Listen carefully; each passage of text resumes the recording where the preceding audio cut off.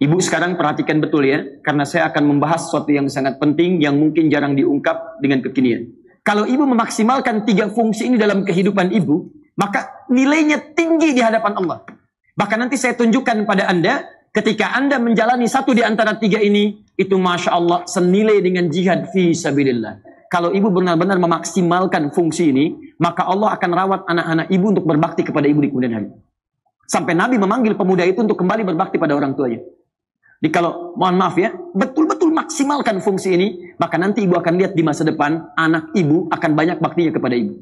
Saat ibu ada di rumah, siapa yang mengawasi dia pegang handphonenya? Jadi kalau ibu tidak serahkan kepada Allah dengan pendidikan yang baik ini, mustahil bu. Mustahil demi Allah saya katakan. Akan ada nilai rasa kebaikan kepada kedua orang tuanya. Dalam bahasa Arab, setiap kata yang sifatnya general, umum, bila ditambahkan tak di ujungnya, itu umumnya pasti menunjuk pada makna perempuan. Saya ambil contoh misal. Jika ibu ingin katakan misalnya mukmin laki-laki, kemudian ibu ingin jadikan untuk perempuan, tinggal tambahkan tak di ujungnya.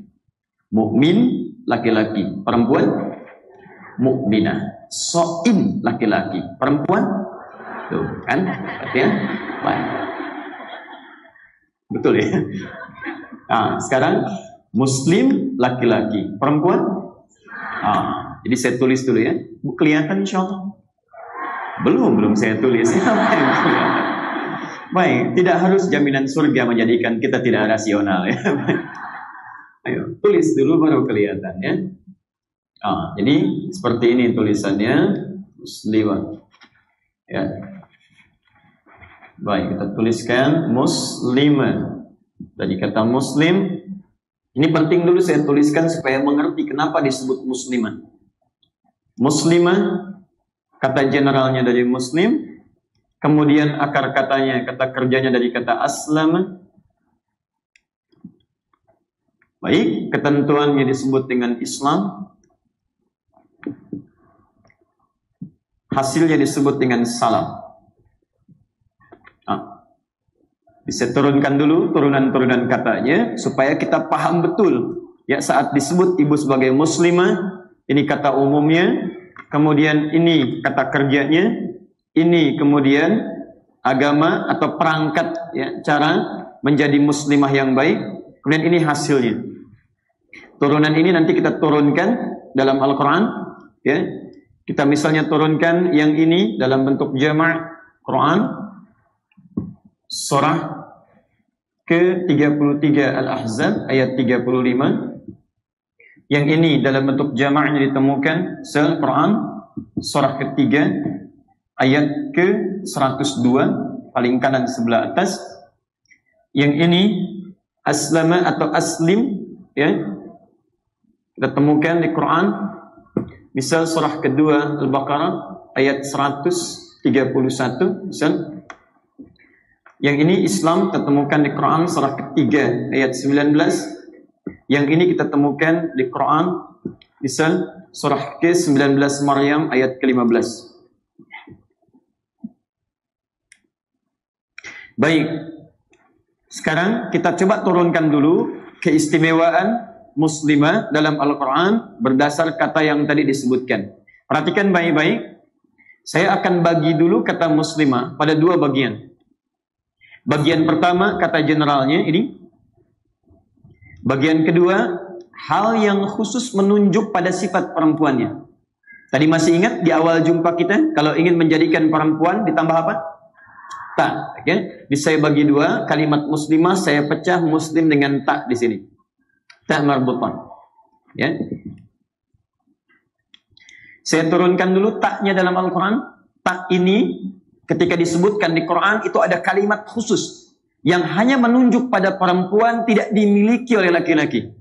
Dan dengan itulah nanti keistimewaan ibu diagungkan oleh Al-Quran dan hadis. Jadi kalau nanti setiap perempuan tidak memahami keistimewaannya dan tidak menjaganya, itu yang kemudian menjadi berat nanti pertanggungjawabannya di hadapan Allah Subhanahu wa taala, sekaligus menjadikan kehidupannya tidak mudah di dunia. Saya turunkan ini tak ini disebut dengan kalimat unsa dalam Al-Quran. Baik. Kemudian kita turunkan Quran surah ke-4 ayat pertama. Kemudian di Quran surah ke-49 ayat ke-13. Keistimewaan pertamanya turunkan di Quran surah ke-7 ayat 189. Kemudian Quran surah kedua ayat 233. Ini dibagi dua. Kemudian dari sinilah ada perintah dalam Al-Quran untuk mengistimewakan. Quran surah 17 ayat 23. Dari sini juga muncul penekanan di Quran surah ke-31 ayat ke-14. Bahkan sampai dewasa di Quran surah ke-46 ayat ke-15. Dikuatkan di hadis Nabi khusus untuk perempuan. Di hadis riwayat Al-Bukhari. Nanti saya baca ulang, jangan khawatir. Di kitabnya Adabul Mufrad, Al-Adab Al-Mufrad, nomor hadis yang kedua. Baik. Jelas di sini? Belum saya perjelas ya, baru saya tulis. Kita belum mulai, tenang saja ya. Kita baru tuliskan insya Allah. Baik, saya bagi dua ya pembahasan kita. Pertama, kita mulai dari yang tak dulu ini. Menunjuk pada perempuannya secara umum. Apa sifat-sifat perempuan yang disebutkan di Quran. Dan dengan sifat ini dibedakan ia dari laki-laki. Hati-hati, karena sekarang tidak sedikit yang diciptakan perempuan, tapi dia tidak mengenal dirinya. Bahkan ada yang ciri fisiknya perempuan, tapi dia merasa laki-laki. Itu yang jadi masalah. Ya, sebagaimana ada laki-laki, ada yang merasa dirinya sebagai perempuan. Karena itu Quran memperkenalkan apa ciri khas perempuan, seperti apa sifatnya, sehingga dengan itu laki-laki bisa memahami perempuan, perempuan bisa mengerti dirinya, begitu sebaliknya.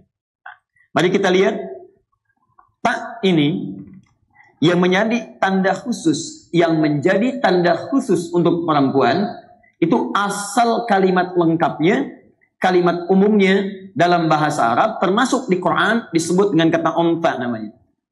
Unta. Sehingga ketika Allah memperkenalkan perempuan saat diciptakan yang berbeda dengan laki-laki, kalimatnya disebut dengan kalimat lengkap, tidak dengan kalimat singkatan, kata ganti atau sifat. Yuk kita buka Quran surah ke-4 ayat pertama. Jika ibu temukan kalimat nas dalam Quran, itu artinya Allah menunjuk seluruh manusia tanpa kecuali. Saya sering sampaikan dalam beberapa kesempatan takdim, manusia disebut setidaknya dengan 5 nama di Quran. Kalau menunjuk pada persoalan nafsu dan persaingannya dengan takwa, itu disebut dengan bashar. 35 kali disebutkan dalam Al-Quran. Ibu kalau Jumat suka baca surah apa? Al-Kahf ayat 110 itu paling kiri di pertengahan. Qul innama ana basyarum mithlukum. Bashar, ya. Itu kalau disebutkan bashar menunjuk pada perpaduan sifat takwa dan nafsu. Jadi kita itu manusia yang punya takwa sekaligus punya nafsu. Takwa disebutkan 115 kali di Quran, nafsu disebutkan 115 kali di Quran. Takwa sifat baik yang menunggangi malaikat. Malaikat disebutkan 88 kali di Quran. Nafsu cenderung buruk, ditunggangi oleh setan. Setan disebutkan 88 kali dalam Al-Quran. Makanya jangan heran kalau ibu sedang ingin mengerjakan sesuatu, itu dalam jiwa kita suka ada dua dorongan. Pernah mendengar adzan? Allahu Akbar, Allahu Akbar. Pernah? Kan ada perasaannya, cepat siap-siap, sudah adzan, pernah begitu? Ah, itu takwa. Begitu selesai adzan, yang lain mengatakan, tenang, baru adzan, belum qomat. Pernah ada perasaan itu? Ah, itu nafsu namanya. Nah, sifat ibu kalau ada seperti itu artinya menunjukkan ibu benar-benar dicipta sebagai manusia, bashar. Nanti turun ayat bagaimana cara mengangkat takwa dan menekan nafsu. Lain waktu kita bahas. 2 disebut ins. Ins, makhluk lembut. Makhluk yang halus, ramah. Disandingkan dengan jin. Ya, kalau disebutkan ins di Quran, itu selalu disandingkan dengan jin. 18 kali pasangannya disebutkan di Quran. Ya ma'syaral jinni wal ins. Wa ma khalaqtul jinna wal ins. Jadi lembut. Ya, kalau disebutkan ins, itu menunjuk pada kelembutan kita.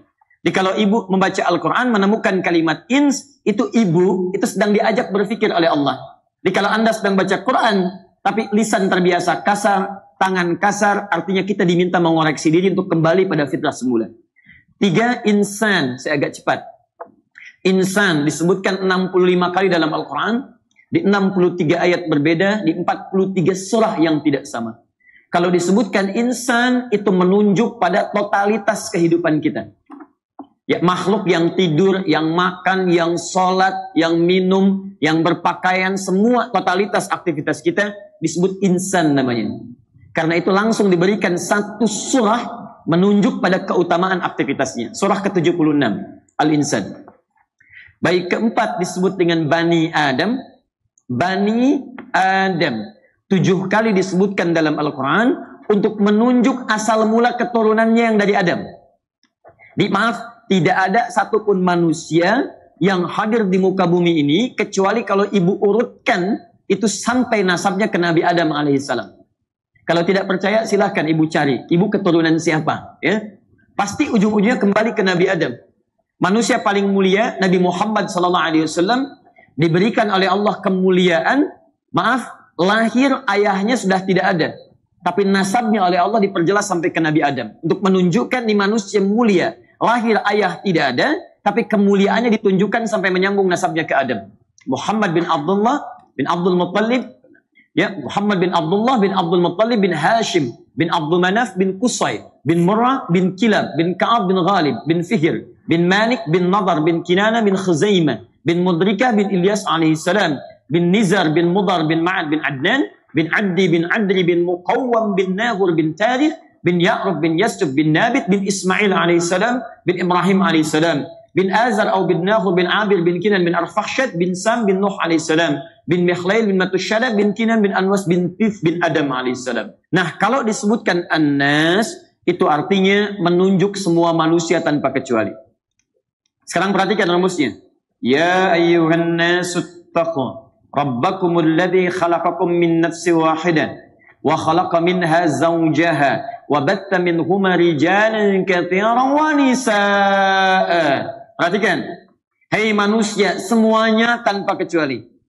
Tingkatkan takwamu kepada Allah yang telah menciptamu dari satu asal bapa Adam, pasangannya Hawa perempuan, kemudian dari situ tersebar laki-laki dan perempuan. Ketika Allah menyebutkan perempuan nisa, maka diperinci di Quran surah ke-49 ayat ke-13. Siapa itu sifat nisa yang dimaksudkan? Karena itu saya kotaki yang ini. Oke? Okay? Di sini disebutkan nisa, sifat nisanya dirinci kemudian di Quran surah 49 ayat 13. Pelan-pelan di sini kita akan masuk pada bahasan utama kita. Saya mohon izin untuk sedikit memperlambat. Yang tadi ya ayyuhan nas, yang ini ya ayyuhan nas. Ya ayyuhan nas, inna khalaqnakum min dzakarin wa untha. Ini dia. Hei manusia, saya ciptakan kalian. Awas, ada yang laki-laki, ada yang perempuan. Ketika disebutkan menunjuk pada perempuan dengan menggunakan kalimat unta, perhatikan, dalam bahasa Arab tidak disebutkan kalimat unta kecuali menunjuk pada sifatnya. Jadi kalau yang di An-Nisa tadi menunjuk kepada jenisnya, gendernya perempuan, lalu setelah disebutkan perempuan disebutkan sifat kemuliaannya. Apa beda laki-laki dengan perempuan? Kata Quran, perempuan memiliki sifat unta yang tidak dimiliki oleh laki-laki. Apa itu sifat unta yang dimaksudkan? Ibu silahkan buka kamus bahasa Arab. Ibu akan temukan kalimat yang dahsyat, yang tidak ditemukan keterangan ini yang sesuai kecuali hanya dalam Al-Quran. Unta, summiyatil unta, unta dinamai unta dengan unta karena dia memiliki 3 kekhususan yang tidak dimiliki oleh seorang laki-laki. 1, hiya tahmil, dia bisa mengandung. Di unta sifat khusus yang melekat pada makhluk yang bisa mengandung. Hamil. Maaf, laki-laki mengandung? Tidak. Jadi kalau sudah diciptakan sebagai seorang laki-laki, maaf, di antara cirinya dia tidak memiliki sifat perempuan. Perempuan bisa mengandung, laki-laki tidak. Perempuan punya rahim. Quran surah ke-22 ayat yang kelima. Wa nuqirru fil arham, kami tetapkan dalam rahim. Siapa yang punya rahim? Unta. Paham? Baik. 2. Watalid, perempuan bisa melahirkan. Sifat unta menunjuk pada keistimewaan yang kedua. Satu, perempuan mengandung. Dua, perempuan melahirkan. Sudah otomatis. Fokus. Baik, mohon maaf, laki-laki ada yang melahirkan? Maka tolong berikan informasi pada orang yang pernah mengatakan laki-laki akan menyewa rahim. Mau ditempatkan di mana? Kalau dia sewa, siapa yang mau melahirkannya? Baik, jadi kalau sudah diciptakan dengan penciptaan khusus, jangan kreatif untuk mencari yang lain. Awas, hati-hati. Hati-hati. Kita itu diciptakan pintar, Bu. Dengan akal. Ya, Quran surah ke-2 Al-Baqarah ayat 31, paling kiri sebelah atas. Bedanya kita dengan makhluk lain diciptakan oleh Allah, begitu diciptakan diberikan sifat. Kita beda, diciptakan oleh Allah langsung diberikan pengetahuan. Ibu bisa bayangkan? Kebayang nggak? Belum saya sampaikan bagaimana bisa dibayangkan. Baik, lihat sini.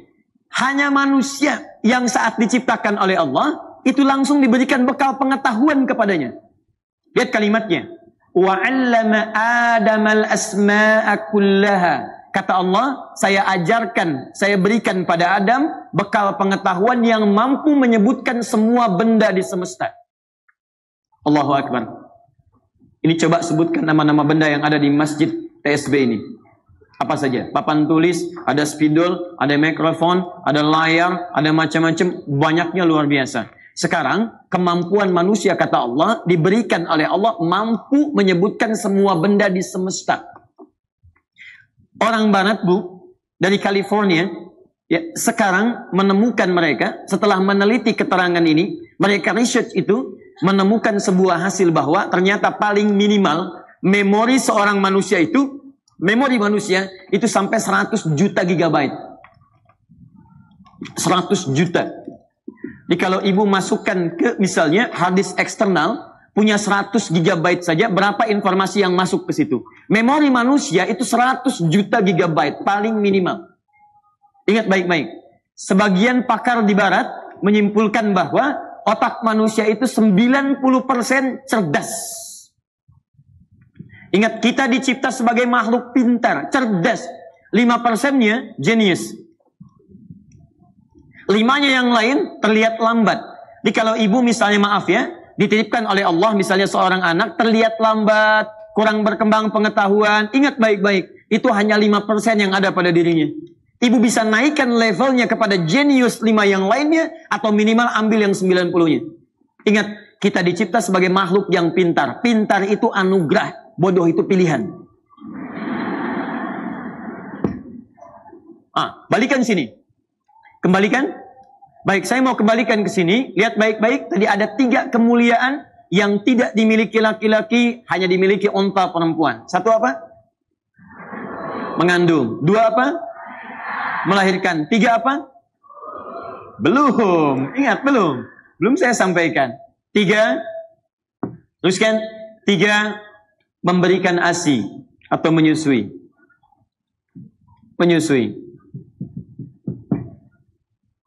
Mengandung, melahirkan, dan menyusui atau memberikan ASI. Baik, fokus baik-baik. Silahkan Anda cek di kitab manapun. Bahkan yang diyakini sebagai kitab suci. Silahkan bandingkan dengan Al-Quran. Anda tidak akan pernah menemukan keterangan 3 hal yang khusus melekat pada perempuan ini. Ternyata hanya disebutkan dalam Al-Quran dengan segala jenis kemuliaannya. Perhatikan baik-baik. Dalam hal mengandung, Quran surah ke-7 ayat 189. Bahkan dirinci bagaimana prosesnya. Dalam hal melahirkan dan menyusui, Quran surah ke-2 ayat 233. Jelas disebutkan. Perhatikan Quran surah ke-7 ayat 189. Falamma taghasyaha hamalat hamlan khafifa. Tatkala suami istri mulai bercampur, maka istri mulai mengandung, kandungan dari ringan. Famarat bih, terus kemudian berproses. Falamma athqalat, maka tatkala kandungan semakin besar menuju masa persalinan. Di situ ada rahasia yang nanti saya bacakan dan kita pelajari saat masuk pada kategori yang kedua ini. Nanti ibu kalau ingin memiliki kandungan berkualitas dengan anak yang luar biasa berkembang dengan baik, nanti Quran berikan petunjuk kepada ibu. Ingat, yang bisa mengandung cuman ibu. Dan nanti ada turunan dalam Al-Quran dan hadis, ketika Anda punya keistimewaan ini, bagaimana kemudian memanfaatkan keistimewaan itu sehingga kualitas yang terakhir menjadi kualitas yang terbaik di hadapan Allah Subhanahu wa taala. Baik, jadi saya simpulkan dulu yang pertama, ciri perempuan itu satu apa? Ngandung. Dua? Tiga? Baik, tiga keutamaan. Satu, saya selesai. Nah, sekarang seorang perempuan yang punya tiga sifat ini, fokus baik-baik, langsung dimuliakan oleh Nabi Shallallahu Alaihi Wasallam dalam menjalani tiga hal ini. Ibu sekarang perhatikan betul ya, karena saya akan membahas sesuatu yang sangat penting yang mungkin jarang diungkap dengan kekinian. Al-Adabul Mufrad karya Imam Al-Bukhari, nomor hadis yang kedua. Ja'a rajulun ila Nabi sallallahu alaihi wasallam. Qila, disebutkan dalam satu hadis, datang seorang lelaki bertanya pada Nabi sallallahu alaihi wasallam. Qultu, dia berkata, ya Rasulullah, man abar? Ya Rasulullah, pada siapa saya mesti berbuat baik? Qala, kata Nabi, ibumu. Satu. Qala, man abar? Dia bertanya kepada siapa lagi ya Rasulullah? Qala, ibumu. Dua. Tiga. Qala, man abar? Siapa lagi ya Rasulullah? Qala, ibumu. Tiga. Qala, man abar? Siapa lagi ya Rasulullah? Empat. Abak, bapakmu. Perhatikan, ibumu, bapakmu. Lima. Qala, man abar? Siapa lagi ya Rasulullah? Thummal aqrab fal aqrab. Baru kerabat terdekat berdasar urutan kedekatannya. Yang paling dekat dengan Anda. Perhatikan, berapa kali seorang ibu disebutkan di hadis ini? 3 kali. Ibu itu laki-laki atau perempuan? Perempuan. Disebut seorang menjadi ibu jika terpenuhi 3 sifat tadi. Mustahil disebut ibu kalau tidak ada yang dilahirkan. Mustahil disebut ibu kalau tidak punya sifat keperempuanan. Mustahil disebut ibu karena tidak mampu dia memberikan ASI kepada anaknya. Dalam arti punya kemampuan menyusui. Sekarang perhatikan baik-baik. Saya mau kembalikan kepada makna tadi. Kenapa seorang ibu disebutkan 3 kali lebih daripada laki-laki? Jawaban Sayyidina Ali bin Abi Thalib radhiyallahu ta'ala anhu. Ketika ditanya oleh seorang sahabat. Perhatikan baik-baik. Kata beliau, kenapa Rasulullah menjawab? Berbuat baik pada ibu 3 kali dibandingkan dengan berbuat baik dibandingkan pada ayah. Kata Ali, karena perempuan punya 3 keistimewaan yang tidak dimiliki oleh laki-laki. Dan dengan keistimewaan ini, itulah yang diangkat derajatnya di sisi Allah Subhanahu wa taala. Jadi maksudnya, kalau ibu memaksimalkan 3 fungsi ini dalam kehidupan ibu, maka nilainya tinggi di hadapan Allah. Bahkan nanti saya tunjukkan pada Anda, ketika Anda menjalani 1 di antara 3 ini, itu Masya Allah senilai dengan jihad fi sabilillah.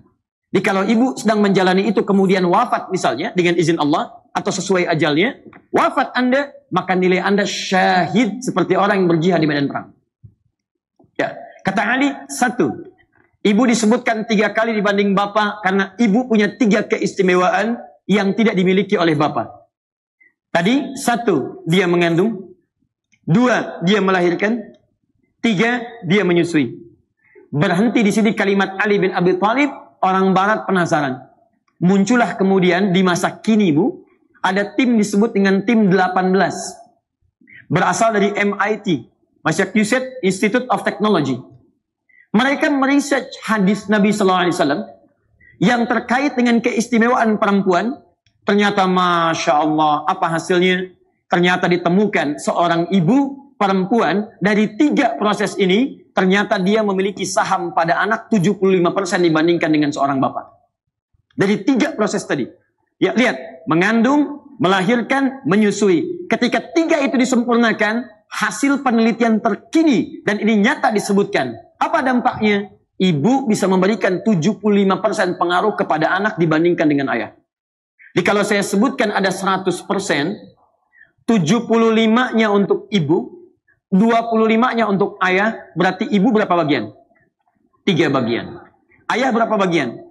1 bagian. Perhatikan, penemuan terkini menyebutkan, ketika Nabi menyebutkan ummuka, ibu, bukan hanya menunjukkan kemuliaan anak untuk menghormati ibu 3 kali dibandingkan dengan ayah, tapi ternyata kata orang-orang sekarang, ibu memiliki saham 75% pada anaknya. Nah, saham itu dibawa lewat apa? Ditemukan sekarang dalam disiplin ilmu namanya biologi molekuler. Ada satu genetik yang hanya diturunkan oleh ibu, bukan oleh ayah. Disebut sel mitokondria namanya. Ya, mitokondria.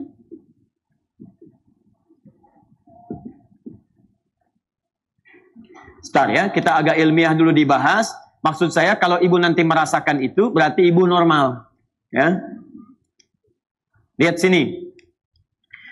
Mitokondria adalah satu sel khusus yang berasal dari ovum atau pihak ibu, yang kemudian ketika bercampur dengan saham dari ayah, sperma menjadi nutfah, bercampur dua itu, maka itu yang akan dominan memberikan pengaruh kepada anak. Di sini kata para pakar, ya, membawa nilai-nilai emosi yang menghadirkan kedekatan, membawa nilai-nilai kemudian, ada kekuatan mental, dan yang ketiga, ini selain menghadirkan nilai-nilai emosi, juga menghadirkan perasaan yang dekat yang amat dalam. Sifat-sifat perasa. Dia ada emosi, ada kekuatan, mentalitas, dan ada perasaan yang menghadirkan kedekatan, selalu ingin dekat. Ya, selalu ingin dekat. Nah, ini ketika seorang ibu kemudian dengan 3 fungsi ini melahirkan seorang anak, jika ini dijalani dengan baik, yang menyusui langsung dari ibunya, melahirkan dari rahim ibunya, dalam masa kehamilan diberi perhatian langsung dari ibunya, maka perhatikan baik-baik, 75%-nya akan sangat berpengaruh dalam kehidupan anaknya. Contoh, kata para peneliti ini, telah dibagi 57 titik di muka bumi, 248 dimensi. Jadi kalau bumi ini dibagi pada titik-titik sampai 7 bagian, misal Bandung dibagi dengan Cimahi, dengan KBP, Kota Baru Parahyangan dibagi sekian titik. 57 titik. 248 wilayah. Dipisahkan seorang ibu dengan anaknya, dipisahkan ibu dengan anaknya, dimanapun dia berada, maka karena sel mitokondria ini, 75% sahamnya ini, ibu dengan anak masih punya hubungan. Punya hubungan kedekatan sekalipun dipisahkan dalam jarak yang cukup jauh. Kalau tidak percaya silahkan. Ibu punya anak usia 3 tahun. Suaminya mengatakan, "Mah, anak kita masukkan ke pesantren ya, belum dikirim." Ibu sudah protes. "Jangan dulu, Pak, masih 3 tahun. Cek. 5 tahun, "Mah, kayaknya sudah siap. Lihat-lihat dulu, Pak, pesantrennya." 7 tahun sampai di pesantren. "Mah, ini pesantrennya." "Aduh, belum tega, Pak." 12 tahun sudah cukup rasanya. Begitu ditinggalkan, baru mau kembali. "Pak, sebentar, 2 jam lagi."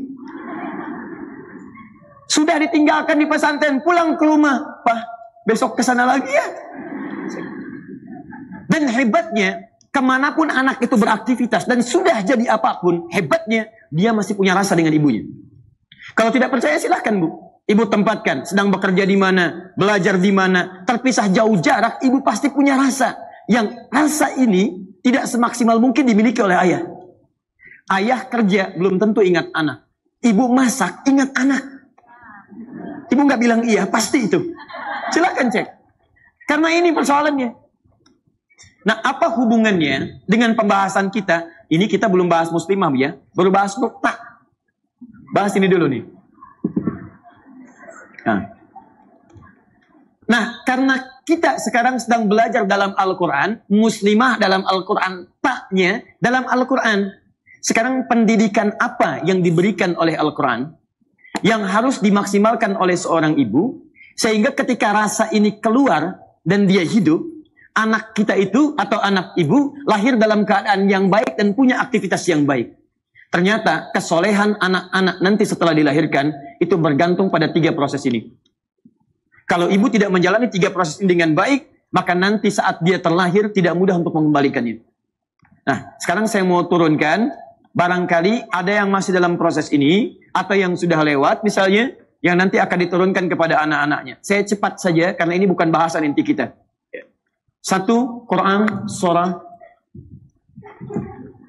ke-7 tadi, ayat 189. 2 Quran surah 3 ayat 35 sampai 37. Dalilnya di hadis Al-Arba'in saja paling cepat. Nomor hadis yang keempat. Ibu ingin anaknya pintar? Pintar. Ingin anaknya pintar? Baik, sebentar Bu. Kita nanti bagikan, ya. Kita nanti bagikan. Pintarnya tidak main-main, karena pintar dari segi ingatan dibagi 4 bagian oleh orang sekarang. Cepat ingat, lambat lupa. Itu bagus. 2, cepat ingat, cepat lupa. Agak repot. 3, awas hati-hati. Lambat ingat, lambat lupa. 3, itu nggak apa-apa. 4, ini yang agak repot. Lambat ingat, cepat lupa. Saya sudah ceramah 1 jam. Ibu paham? Belum. Masya Allah. Saya ulangi ya. Ya Ustadz. 30 detik lagi saya terangkan. 30 menit saya selesaikan. Sekarang paham? Belum. Begitu selesai ceramah, paham Ustadz. Keluar masjid, lupa. Nah, itu yang keempat. Nah, saya kasih rahasia ya. Ada rahasia terbesar. Dan ini telah dibuktikan ketika turun Al-Quran di masyarakat paling terbelakang. Masyarakat paling terbelakang di muka bumi setelah di research dulu zamannya jahiliyah. Itu luar biasa. Banyak tertinggal, banyak kebodohan dalam arti perilaku, adab dan akhlak. Dan mohon maaf, banyak tindakan-tindakan buruk terjadi. Turun Al-Quran, dipraktekkan itu tiba-tiba melahirkan orang yang cerdas luar biasa, bisa menaklukkan Persia, mengalahkan Romawi, dan menemukan banyak penemuan. Apa di antara rahasianya? Yuk kita lihat pelan-pelan. Ternyata ibu, salah satunya, setiap ibu-ibu muslimah yang muslim-muslim pada saat itu diminta oleh Nabi SAW memaksimalkan 3 fase tadi. Sekarang perhatikan baik-baik. Ya. Dan terlahirlah generasi yang kelima dari segi kepintaran. Cepat ingat, sulit lupa. Jadi orang yang kelima ini bukan ingin ingat, ingin lupa susah Bu. Bayangkan, mau lupa susah, bukan mau ingat. Ini yang kelima. Apa rahasianya? 1. Dalam masa kandungan,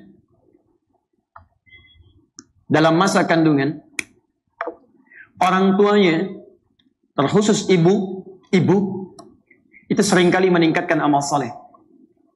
Awas ya, nanti saya sampaikan informasi pada Anda yang sekarang sering meresearch Al-Quran dan hadis, itu orang-orang Yahudi sekarang.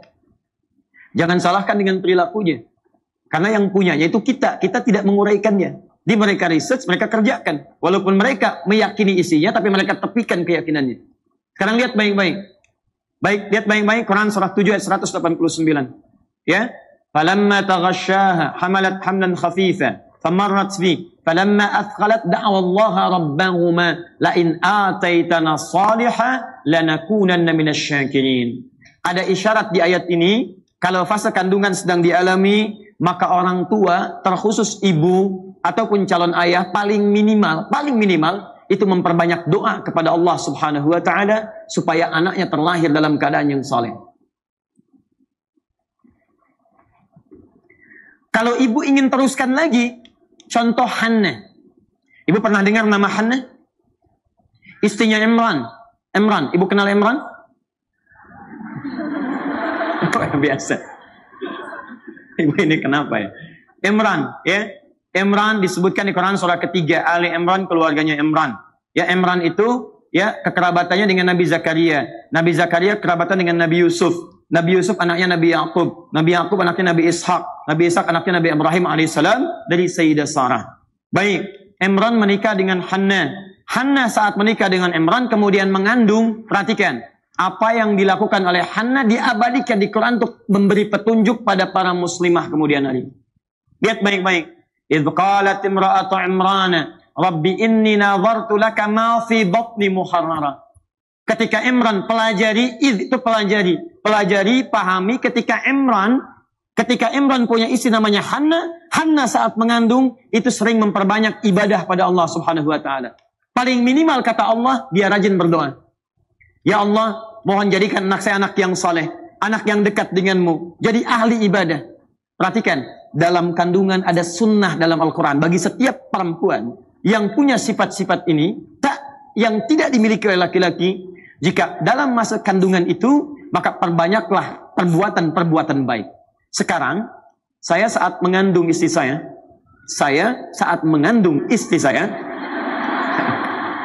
baik, saya saat mengandung istri saya, yang pertama, ya Muhammad Hamilul Quran, kami konsultasi pada seorang dokter muslimah. Datang untuk melihat kondisi fisik. Perhatikan apa yang terjadi. Ini kalimat nyata dan saya masih ingat betul sampai saat ini. Beliau katakan, Pak, sudah ada penelitian dokter-dokter muslim se-Asia, ahli kandungan. Dan beliau belum tahu ayatnya.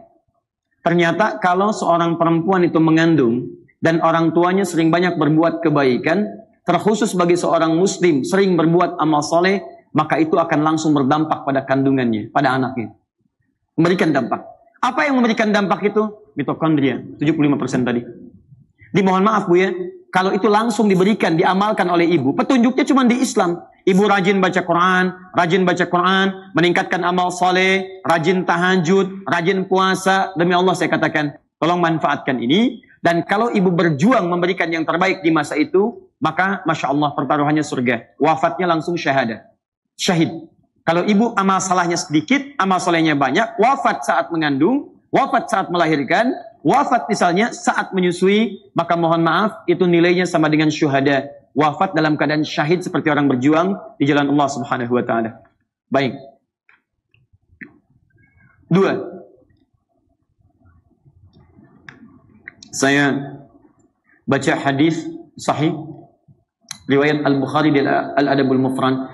Pernah ada seorang pemuda, Bu, saking Nabi memuliakan 3 keutamaan ini, Nabi saja muliakan ibu. Kenapa ibu tidak memuliakan diri sendiri? Ya, cara memuliakan ini maksimalkan dengan memaksimalkan momen itu pada kebaikan-kebaikan. Seorang pemuda ingin berjihad, dia berangkat. Tiba-tiba dilaporkan oleh temannya, ibunya menangis karena belum siap melepasnya.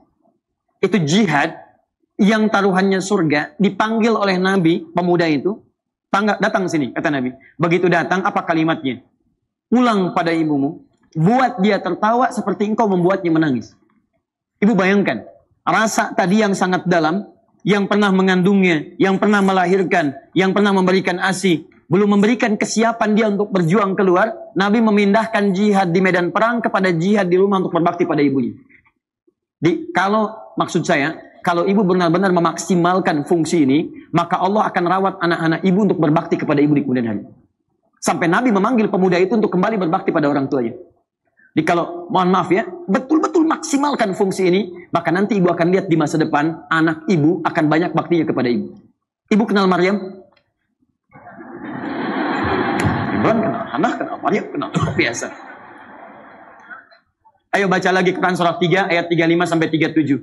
Kan ibunya yang mengandung, ibu yang mendoakan di situ, ibu yang memberikan nama, ya, dengan suami mendorongnya. Dicarikan pengajar namanya Nabi Zakaria, dibuatkan mihrab. Ketika semua itu dimaksimalkan, turun jawaban. Fataqabbalaha rabbuha. Kata Allah, saya terima ikhtiar ibu dan ayah ini, wa ambataha nabatan hasana. Saya rawat anak ini sampai dia dewasanya. Jadi kalau seorang ibu memaksimalkan 3 fungsi ini, bukan cuma ibu yang berikhtiar merawat anaknya, Allah yang menjaga dia. Ibu bisa jaga anak ibu di rumah, tapi ketika dia mulai sekolah, siapa yang merawat dia di sekolah? Siapa yang memastikan dia punya teman yang baik? Siapa yang memastikan dia bisa jajan makanan-makanan yang baik? Tadi malam kami talk show dengan sahabat kami, ahli otak, ahli saraf, ya neuropsikolog. Ibu bisa bayangkan di rumah saja, itu pengaruh-pengaruh buruk bisa hadir ke rumah. Saat ibu ada di rumah, siapa yang mengawasi dia pegang handphonenya? Jadi kalau ibu tidak serahkan kepada Allah dengan pendidikan yang baik ini, mustahil Bu. Mustahil demi Allah saya katakan. Akan ada nilai rasa kebaikan kepada kedua orang tuanya. Ibu pernah dengar kisah Nabi Ismail ketika akan disembelih? Pertanyaan siapa yang mengandung Nabi Ismail? Ibunya, Sayyidah Hajar. Siapa yang melahirkannya? Sayyidah Hajar. Siapa yang memberikan asinya?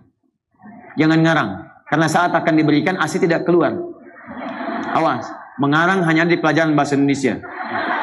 Kalau kita harus sepakat, ini pertemuan pertama kita. Kalau tidak tahu, katakan. Wallahu a'lam. Siapa yang memberikan asi kepada Nabi Ismail? Bukan wallahu a'lam. Bukan. Tidak ada. Tidak ada yang memberikan asi karena tidak keluar asinya. Tapi lihat, Zam-Zam dicari oleh ibundanya. ditemukan kemudian diberikan bagian dari itu, diganti dengan yang terbaik oleh Allah Subhanahu wa taala. Yang saya ingin maksudkan, ibu buka nanti buku yang sangat bagus. Sudah ada terjemahan bahasa Indonesianya. Namanya Al-Akhlaq lil Banin. Akhlak lil Banin. Untuk perempuannya Akhlaq lil Banat. Akhlak, pendidikan akhlak untuk perempuan atau laki-laki. Jadi ada dua. Pengarangnya Ustadz Umar Ahmad Baraja. Umar Ahmad Baraja.